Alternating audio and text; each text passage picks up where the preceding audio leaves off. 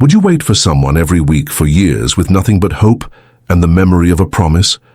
Would you stand in the same place, at the same hour, as the world around you crumbled and changed, just for a chance that love might find its way home?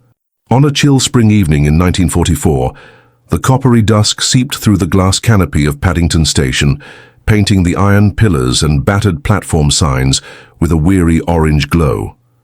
The city outside still bore the bruises of war, windowless buildings, sandbagged corners, the distant rumble of traffic muffled by blackout curtains. But inside the station, life surged on. Crowds pressed along the platforms, uniformed men and women, mothers with toddlers clutching ration books, porters in oil-stained coats, all moving with a kind of urgent resignation. The air was thick with the recognizable scents of coal smoke, wet stone, and the faint lingering tang of burnt bread from the canteen. Among the shifting shapes stood a woman quite still, poised at the very edge of platform 4. Evelyn St. Clair, Evie as most called her, looked out of place in her quiet determination, as if she'd been painted into the restless scene. She wore her navy blue railway uniform, the hem of her skirt brushing the top of her sensible shoes, a battered brown satchel hanging from her shoulder. Her hair, the color of honeyed chestnuts, was twisted neatly beneath a felt hat that had seen better days. She stood tall, shoulders squared, every inch the practical, capable ticket clerk she'd become. And yet in her hand, clutched tightly, knuckles white, was a letter. The paper was softened by months of folding and unfolding. The ink faded where her thumb had lingered over a familiar signature. Always Danny. A train screamed into the station, brakes shrieking, sending a gust of warm, coal-laden air swirling around her. Evie didn't flinch. She watched with practiced eyes as uniformed men spilled from the carriages, some limping, others laughing, all scanning the platform for faces they hoped, and sometimes dreaded, to see. She watched reunions, brief and fierce, and partings, silent and stoic. But her gaze always returned to the far end of the platform, to the spot just below the clock, where the shadow of the station's great ironwork fell across the tiles. She came here every Friday at 6 o'clock, to this exact place, and she waited. It had started nearly 2 years ago, when the war was still young and the world felt larger, its possibilities still unbroken by air raids and telegrams. She'd been new to Paddington then, barely 24, startled by the city's relentless pulse but determined to manage, as her mother said, with head up and heart steady. The ticket window was her fortress, a polished brass grille, a battered ledger, and a parade of faces, some frightened, some impatient, some simply lost. It was a Tuesday when she first met Daniel O'Malley. He appeared just after the evening rush, a tall man with a soldier's bearing and a shock of sandy hair that refused to lie flat under his cap. There was something in his smile, a crooked, apologetic twist that caught her off guard, even as he fumbled with the change in his palm. "Sorry, miss," he'd said, his accent lilting with the soft burr of County Cork. "I've the coins for a single, but I was hoping for a return. Just in case they let me back, you see?" She'd glanced up, surprised by the directness of his gaze. His eyes were the blue of the Irish Sea in winter, clear, restless, searching for something beyond the ticket window. "Where to?" she'd asked, voice steadier than she felt. "East Anglia," he replied. "RAF base, somewhere with more sheep than people if the rumors are true." She'd laughed, despite herself. "You'll be wanting a thick coat then." He grinned, and in that moment, the station's clamorous world seemed to shrink around them. What began as a brief exchange became a ritual. He'd buy his ticket from her every Friday evening, always at platform 4, before catching the train north. They talked in snatches, about books, her father's library, his love of Yeats, about the weather, about the strange comfort of tea in chipped station mugs. Sometimes when the air raid sirens howled and the lights flickered, they'd huddle together in the station shelter, trading stories and laughter to keep the darkness at bay. She learned of his family, his mother and sisters in Kilkenny, the brother he'd lost in France in the last war, and he of hers, the modest flat in Maida Vale she shared with her widowed mother, the patchwork life sewn together by rationing and resilience. Their friendship deepened in the gaps between departures and arrivals, a touch of fingers as he handed her his ticket. A glance held a moment too long. The promise, unspoken but certain, that they'd both be back next week. London was a city of uncertainty, but on platform 4 at 6 o'clock, there was a thread of constancy. Then came the night that changed everything. The air was heavy with the scent of rain and petrol. The city shivered under the threat of another raid. Daniel's orders had arrived. Deployment overseas. For a stint, they say, though nobody knows how long. That evening he lingered at the ticket window, his hand trembling slightly as he offered her a note, a scrap of paper, folded and refolded, with a line of poetry scribbled on it. "Will you wait for me, Evie?" he asked, voice low. "Whatever happens, next week, next month, next year, will you meet me here, same time, same platform?" She remembered the way his eyes searched hers, the hope and the fear intermingled there. And she remembered her answer, uttered quietly, but with conviction. "I will. Every Friday, 6 o'clock. I'll wait for you." He pressed her hand just once and then was gone. Another figure swallowed by the crowd, another name on a list of the departed. Since that night, Evie's world had narrowed to the rhythm of weeks and the rituals of waiting. The station became both her stage and her sanctuary. She learned the names of the porters, the habits of the station cats, the secret places to stand when the wind whipped down the tracks. She kept Daniel's letters tucked close, their words worn thin by her anxious fingers. Descriptions of the sky above England, the camaraderie of his crew, the ache of missing her. But as months passed, the letters grew less frequent. News from the front was grim. Bombers lost, missions failed, whole crews vanished without a trace. The city, once so alive with possibility, seemed to dim around her. Each Friday she stood beneath the clock, watching faces she did not know, searching for the one she could not forget. On this particular evening, as the platform lights flickered on and the station's clock marked 6, Evie's heart thudded with the familiar mixture of dread and hope. She unfolded Daniel's last letter, smoothing its creases with care. The words still carried his warmth, his jokes about English weather, his longing to hear her laugh, his promise to find her again. But beneath the surface, she sensed his exhaustion, the weight of the war pressing down. She pressed the letter to her lips, closing her eyes. Around her the station bustled on, trains roaring, children crying, soldiers embracing sweethearts with desperate urgency. But Evie stood her ground, rooted as much by the memory of Daniel's touch as by her own stubborn resolve. She would wait. As long as it took, she would wait. It wasn't only love that kept her returning to platform 4, though that burned brightest in the lonely hours. It was the promise itself, a line drawn against the chaos, a small act of defiance in a world determined to tear lives apart. She thought of her mother's gentle chiding, her friends' whispered doubts, the quiet suggestions to "move on, dear, you're too young to let life pass you by." But Evie knew in the marrow of her bones that hope was not foolishness, but necessity. A whistle blew, startling her from her reverie. She watched as the last of the departing soldiers hugged their families, as porters heaved battered suitcases onto trolleys. A young woman in a red scarf wept openly, her sobs swallowed by the clatter of wheels on stone. An old man in a tweed coat sat on a bench, staring into the distance, his hands shaking as he rolled a cigarette.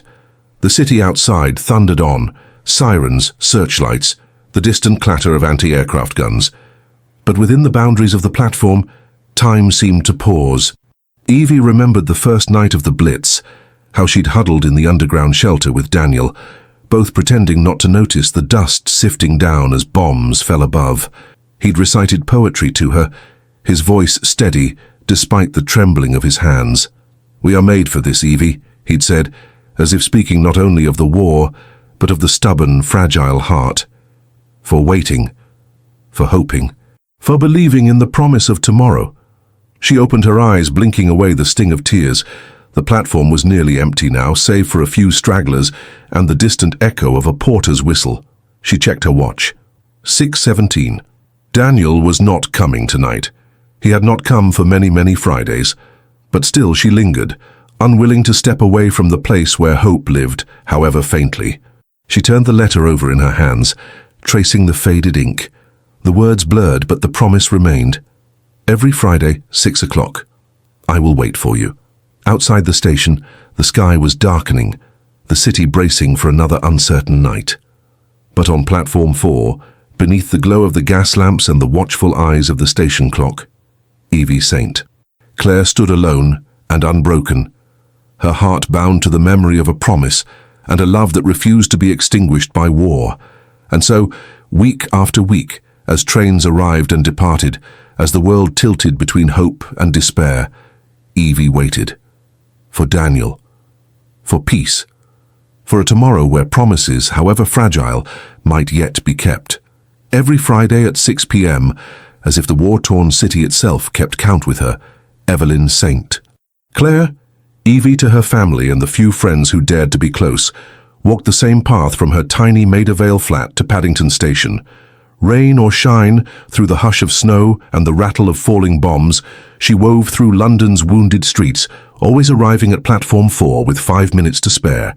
She stood by the clock, its face cracked but stubbornly ticking, as if it too refused to be bested by the world's chaos. The first year passed in a collage of small, stubborn rituals. Each Friday, Evie wore her neatest dress, navy blue with mended seams, a fresh collar stitched from an old pillowcase. She pinned her brown hair up, smoothing away the wild curls Daniel had once teased her about. She always brought her satchel, heavy with ration coupons, worn paperbacks, and, folded carefully in a side pocket, Daniel's letters. The oldest was creased soft as cloth, the ink faded where her thumb pressed it each week. She'd read them on the way, swaying in the underground carriage, the world's dangers held at bay by Daniel's familiar scrawl. My dearest Evie, I saw the moon tonight and thought of that evening at Regent's Park, when you tried to teach me to waltz on the grass. The words were a fragile bridge, spanning the endless distance between her London and his East Anglia airfield. Sometimes she'd smile at a wry joke about the RAF cook's attempts at stew. Sometimes she'd catch her breath at a sudden raw confession. I'm afraid sometimes, but it helps to picture you. I hope you're safe. Wait for me if you can. The weeks blurred together, sirens shrieking in the night, the shudder of distant explosions, the metallic taste of fear in the air. The city was a patchwork of broken windows and blackout curtains. At the ration shop, Evie queued behind silent neighbors, listening for the latest news, always dreading a name she knew. Sugar was scarce, butter almost mythical, but tea and hope were strictly rationed by the soul. Platform 4 became her anchor. She watched the trains come and go, boots and polished heels and patched shoes hurrying past. Soldiers embarked, families clung to last embraces. Railway porters shouted destinations that seemed barely real.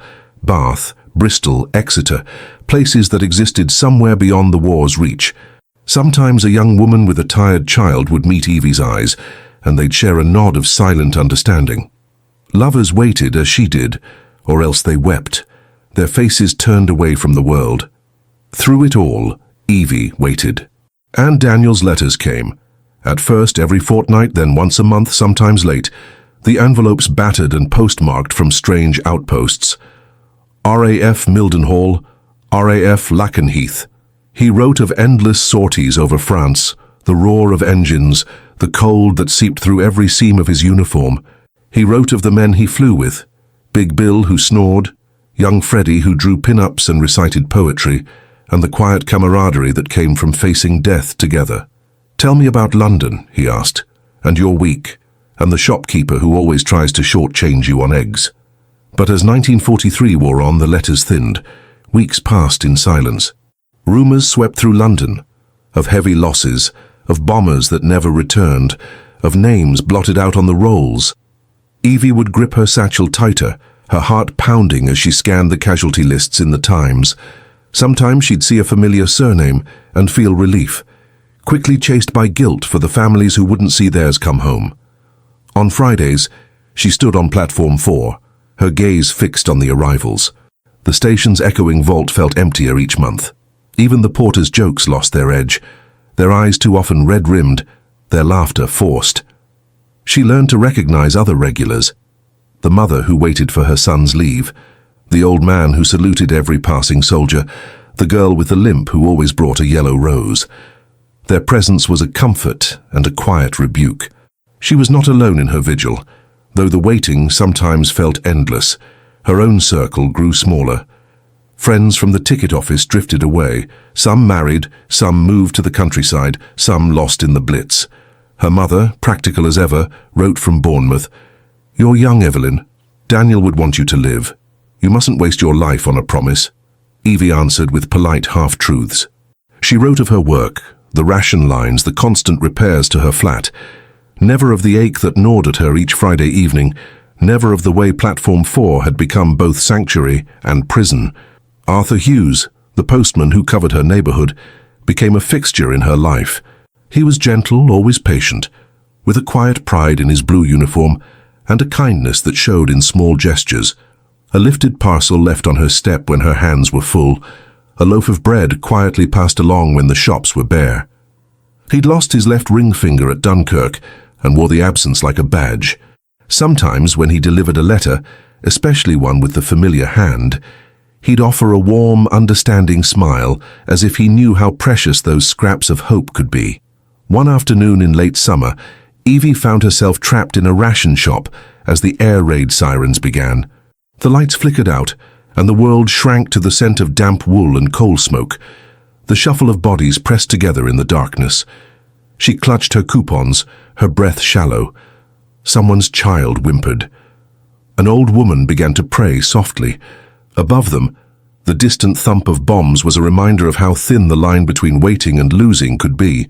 When the all-clear finally sounded, Evie walked home through streets dusted with fresh rubble, her ears ringing, her hands shaking. That evening, she went to Platform 4 anyway, her shoes dusted with plaster, her heart raw and exposed. The following Friday, she found a letter in her box, the envelope creased and smudged. The postmark was 3 weeks old. She tore it open with trembling fingers. "My Evie, there are nights when I think of nothing but the sound of your voice, the way you say my name as if it means something precious and rare. The sky was clear over Bremen tonight, and for a moment I thought I saw London's lights in the distance. I know it's impossible, but I like to think there's a thread between us, invisible but unbreakable. I'll find my way back, I promise. Yours always, Daniel." She pressed the paper to her lips, tears slipping hot and silent down her cheeks. For days after, she walked lighter, her hope renewed. Even the station's chill seemed less biting, but the reprieve was only temporary. As autumn deepened, Daniel's letters came with agonizing slowness. Some were lost altogether, others arrived in clumsy bundles, weeks out of order, their news outdated or sorrowfully brief. "Bill was hit last night. We're all a bit quieter now. I miss you, Evie. Sometimes I dream of you, and I wake thinking you're beside me." The war crept ever closer. At work, Evie managed the ticket window with brisk efficiency, her eyes always scanning for familiar uniforms. She patched her shoes with cardboard, traded coupons for soap and the odd precious orange. She learned to sleep through the wail of the sirens, to find beauty in small things, a sunbeam on her windowsill, the last violet in her mother's old garden, a child's laughter in the street. One evening, as she locked up the ticket office, Arthur approached her. He stood cap in hand, his eyes gentle. "Evie, would you care for a cup of tea? The Lions on Edgware Road still got a kettle going most nights." She hesitated, a flicker of guilt tightening her throat. "Thank you, Arthur. Maybe another time." He nodded, undeterred. "I know you're waiting. I suppose I just wanted you to know you don't have to do it alone." She managed a small smile, grateful and a little ashamed. "I appreciate that truly." Arthur never pressed. He became a steady presence, carrying her groceries when the weather was bad, sharing a joke about the latest ration disaster, always with a quiet respect for the space she guarded around her heart. Christmas came with little fanfare. Evie hung a sprig of holly in her window, sent a parcel to Daniel's base. Biscuits, handkerchiefs, a hopeful note. The city was cold, the blackout stricter than ever, but the bells still rang on Christmas Eve. She stood on Platform 4, the crowds thinner, the hope in her chest flickering but alive. Sometimes in the stillness, she wondered if Daniel was already gone, lost somewhere over the channel or in a field in France. The thought would creep in, cold and unwelcome, but she'd force herself to remember his laughter, the way his hands had trembled as he'd promised her, "I'll come back to you, Evie. I swear it." In the spring, a new wave of rumors swept through the city. An entire bomber crew lost over the North Sea. The papers printed lists of names and Evie scanned them with dread. No O'Malley. But she knew the lists were always incomplete. On the first warm Friday of May, Evie arrived at Platform 4 to find a group of returning soldiers, home on leave. The platform was alive with laughter and tears, the air thick with the scent of flowers and engine steam. For a moment her heart leaped. Could Daniel be among them? But as the crowd thinned, she stood alone, her hope battered but unbroken. That night, sitting in her tiny kitchen, she unfolded Daniel's last letter again. The candle flickered, throwing shadows on the peeling wallpaper. "Sometimes I wonder if the world will ever be the same," he'd written. "But I know, whatever shape it takes, I want you in it." She pressed her palm to the words, letting herself believe just for a moment that the world could be mended. As the weeks slid by, the world outside grew louder. Marching boots, victory parades, the distant thunder of battles won and lost. Inside, Evie's life narrowed to the slow, steady rhythm of waiting. Platform 4 at 6, every Friday. A promise, a hope, a quiet kind of courage that felt at times like defiance. One Friday, the rain came down in sheets, drumming on the glass roof of the station. The platform was nearly deserted. Evie stood beneath the clock, soaked to the skin, her shoes squelching. She waited, as always, searching every face, every uniform. She imagined Daniel's voice in her ear, teasing her for her stubbornness. "You'll catch your death waiting for a fool like me," she smiled despite herself. She waited until the last train had gone, until the porter swept the platform and the station lights dimmed. Only then did she turn away, her heart aching, her resolve harder than ever. Evenings in the pub with her colleagues became rare, but sometimes, when the loneliness pressed in too close, she'd join them for a pint. The talk always circled back to the war, to absent brothers, lovers, friends. One night, as the radio played a scratchy waltz and the air was thick with pipe smoke, her friend Mabel leaned close. "You're a fool for waiting, Evie. Life's passing you by." Evie sipped her beer, eyes fixed on the ring of condensation. "Maybe. But it's my life to waste, isn't it?" Mabel shook her head, not unkindly. "Don't let hope ruin you, love." Evie didn't answer. She only thought of Daniel, his crooked smile, the way he'd looked at her that last night, as if she were the only thing in the world that mattered. As the second year began, the city's scars deepened. Victory seemed closer, but the losses mounted. Each letter from Daniel became a lifeline, each silence a wound. She read and reread his words, drew courage from them, and from the memory of his promise. She waited always on Platform 4. And you, listening now, what would you risk for love? Would you stand in the rain, the cold, the endless uncertainty, for someone you might never see again? Would you keep a promise, even when the world urged you to let go? If Evie's story moves you, if you've ever waited or longed or believed in something against all odds, subscribe to our channel. Join us for more stories of hope, courage, and the hearts that refuse to surrender, even when the world is at war. Evie's wait is not over. The clock still ticks, the trains still come and go, and somewhere, Daniel's fate hangs in the balance. But for now, she stands on Platform 4 at 6 o'clock every Friday, her heart open, her promise unbroken, her story far from finished. The platform had grown older with her. On the second anniversary of her promise, Evelyn St. Clair stood on Platform 4 at Paddington Station, hands knotted so tightly around her battered leather gloves that the seams bit into her palms. The great glass canopy overhead was streaked with the grime and rain of 2 hard years, and the battered ironwork, once so imposing, seemed now to sag under the weight of too many goodbyes. It was 6 o'clock, though time felt like a rumor, not a certainty. The station clock's hands, tarnished and stubborn, marked the hour as if out of habit. Trains thundered in and out, their engines panting, their whistles echoing off the stone walls. Uniformed soldiers jostled civilians, their boots echoing in a rhythm that Evie had come to know as well as her own heartbeat. In the air lingered the scent of coal smoke, oil, and the faintest trace of lavender from the packet she kept in her coat pocket, pressed flat by months of ritual. Evie's station badge, once polished nightly, was dulled by fingerprints and the friction of anxious hands. She wore her mother's navy woolen scarf frayed at the ends and her hat, tilted just so, against the persistent drizzle. Every Friday for 104 Fridays now, she had come here at precisely 6, waiting for a man whose face was starting to blur at the edges of her memory. The city had changed, the world had changed, but her promise, her anchor, held. And tonight, the strain of those 2 years pressed in on her chest with a force that nearly buckled her knees. A crowd surged past, umbrellas bumping. A little girl clutching a ragged teddy bear stared up at Evie with solemn, unblinking eyes. A young airman, barely older than the girl, reached for his sweetheart's hand. Evie watched them, her heart twisting with an ache that had become as familiar as hunger. She remembered. The first time she'd met Daniel O'Malley, he'd been lost, holding a crumpled map and a nervous grin, asking which train would carry him to Cambridge.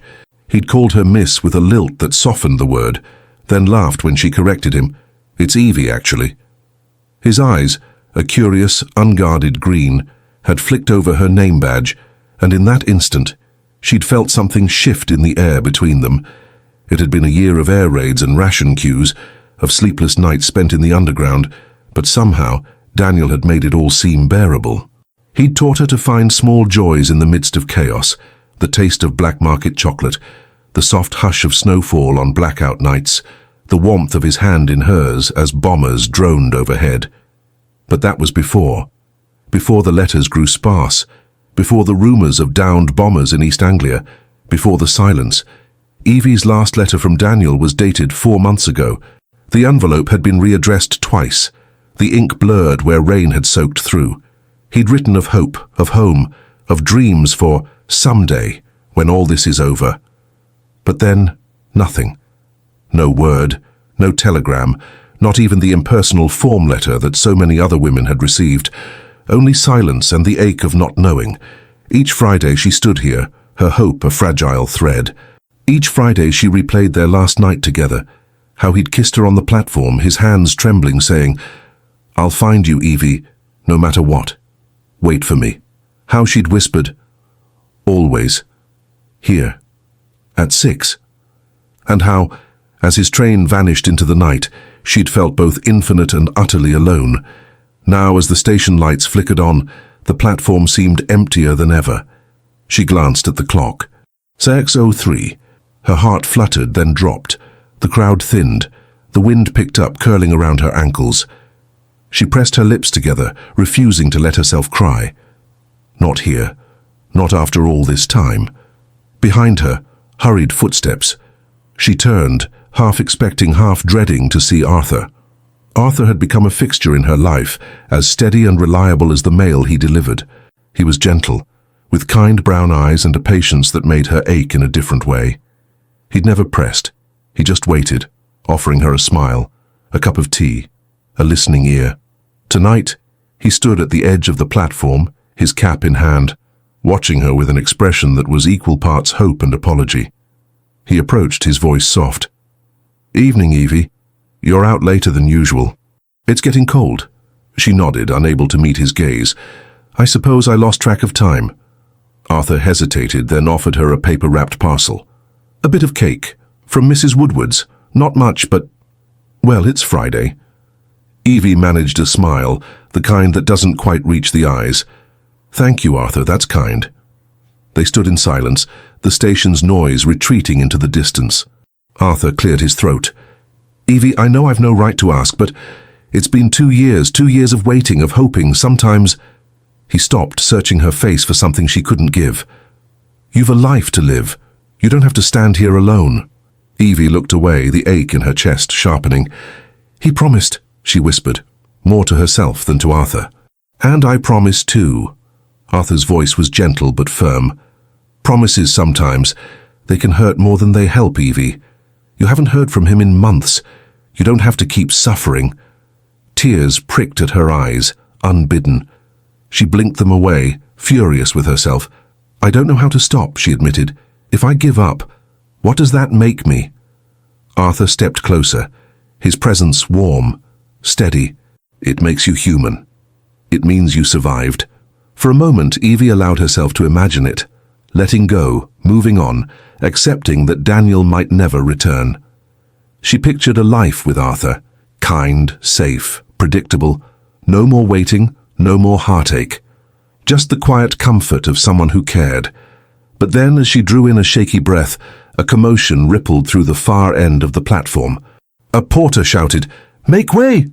A cluster of uniformed men limped into view, some on crutches, some with arms in slings, all gaunt and battered.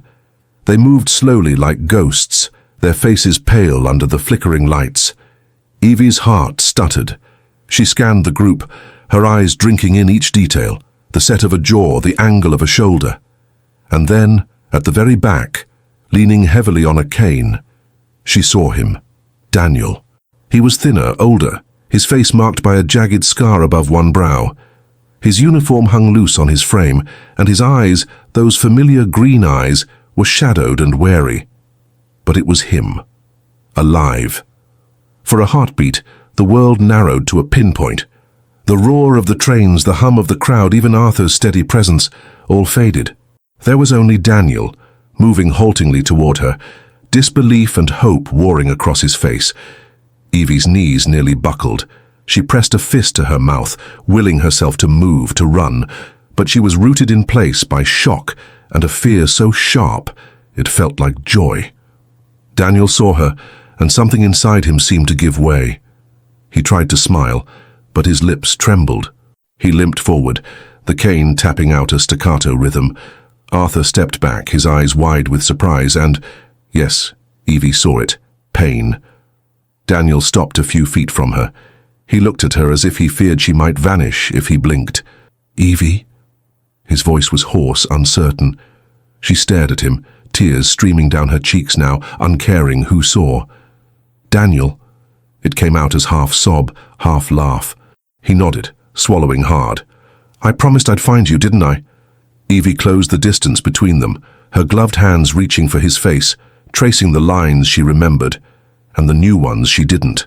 "I waited," she breathed. "Every Friday. Here. I waited." Daniel's own tears glittered. "I know. I knew you would. That's what brought me home." They stood there, clinging to each other, as if afraid the moment would dissolve. For a long time neither spoke. The station, the war, the world, all receded, leaving only the two of them, suspended in the strange, aching joy of reunion. Arthur watched them, his face a careful mask. After a moment, he quietly set the cake parcel on the bench and turned away, his footsteps lost in the shuffle of the crowd. Evie sensed, distantly, the cost of her hope, the price paid in heartbreak for both herself and Arthur. But in Daniel's arms, all the waiting, all the fear and loneliness, seemed to crystallize into something pure and hard-won. Eventually Daniel pulled back, his gaze searching hers. "I should have written," he said, shame coloring his words. "I tried, Evie, I swear. Our plane went down over France. I spent months hiding with the resistance. Some of the crew, they didn't make it." His voice broke. "I thought of you every single day. It was the only thing that kept me going." Evie brushed her thumb across his cheek. "You're here now. That's all that matters." Daniel squeezed her hand, his grip surprisingly strong. "I didn't know if you'd still be waiting. I told myself if you weren't, if you'd moved on, it would be all right. You deserved happiness." Evie shook her head, tears still slipping down her face. "You were my happiness, even in the waiting." Daniel closed his eyes, his breath shuddering. "I'm not the same man, Evie. I'm different. I've seen things, lost friends. I'm not sure I'll ever be whole again." She smiled through her tears, fierce and sure. "None of us are, but we're here. That's enough." They stood together as the station emptied, as the clock ticked past 6:30. Around them, the world resumed its relentless motion. Trains departing, porters shouting, soldiers reuniting with loved ones. But for Evie and Daniel, time seemed to pause. The space between them finally closed. In the hush that followed, Evie realized that her hope had been both a wound and a lifeline. She had waited, not because she believed in fairy tales, but because she believed in the promise they'd made, to each other, to themselves.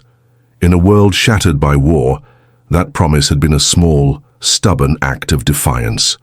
As they left Platform 4 together, Daniel's arm around her shoulders, her head resting against his chest, Evie felt the weight of the years begin to lift. The future was uncertain. The scars of war would not vanish overnight. But in this moment, against all odds, love had found its way home. And so beneath the battered ironwork and the flickering lights, with the city scarred but still standing, Evie and Daniel stepped into the night. Together. Daniel stood before her, the weight of 2 years etched into the lines around his eyes, and the slow, uncertain smile that broke through the exhaustion on his face. He was thinner, older somehow, but unmistakably Daniel. Her Daniel, the one whose handwriting she had memorized, whose words had been her lifeline through the long months of silence. For a moment, the world compressed into that single, trembling breath between them, the din of the station falling away as if someone had closed a door behind them. Evie's gloved hands flew to her lips. She could not trust her senses. Perhaps she was dreaming, conjuring him from longing. But Daniel's presence was undeniable, tangible, as real as the bitter chill in the spring air and the ache in her chest.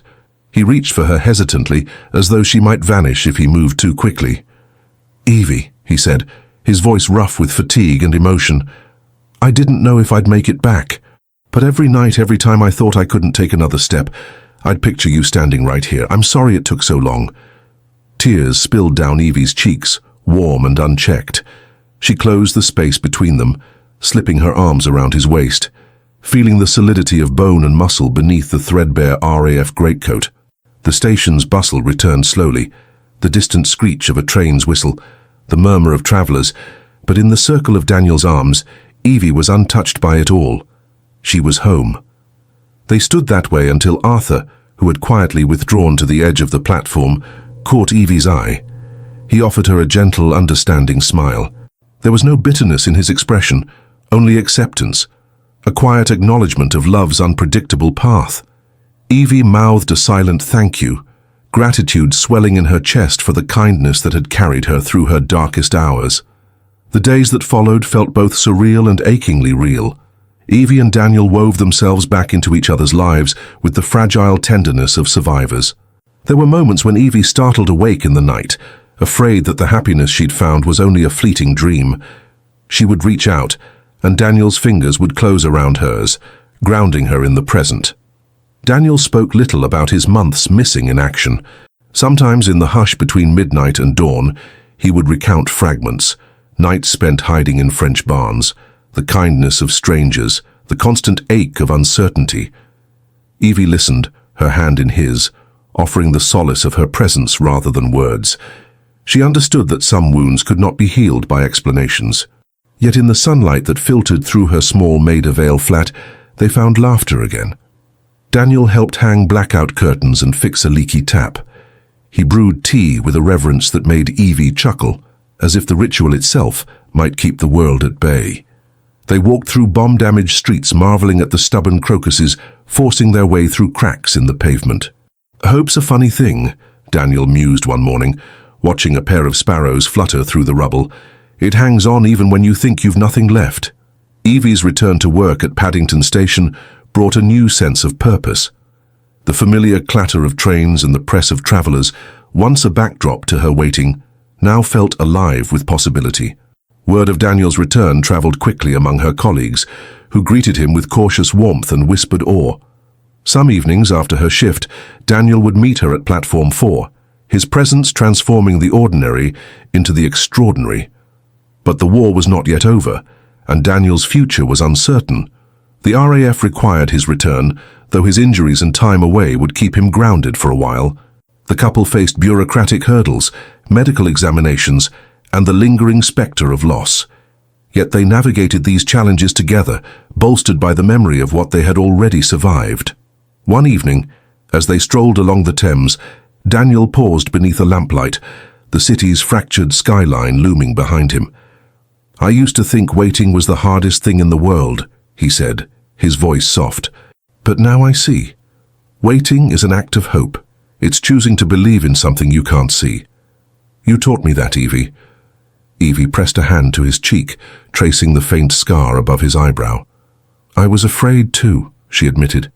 "Every Friday I thought, what if I'm waiting for nothing? What if I'm only fooling myself, but I couldn't stop? I think..." Waiting was how I kept you alive in my heart." They lingered in the hush that followed, the city's heartbeat thrumming around them. Words felt unnecessary in the face of all that had passed between them. In the end, it was the silence, the steady, unspoken promise that mattered most. As summer ripened, talk of victory filled the air.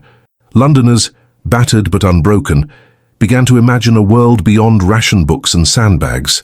For Evie and Daniel, the future was still uncertain, but it shimmered with the promise of ordinary joys, a shared meal, laughter in the small hours, the warmth of a hand held in the dark.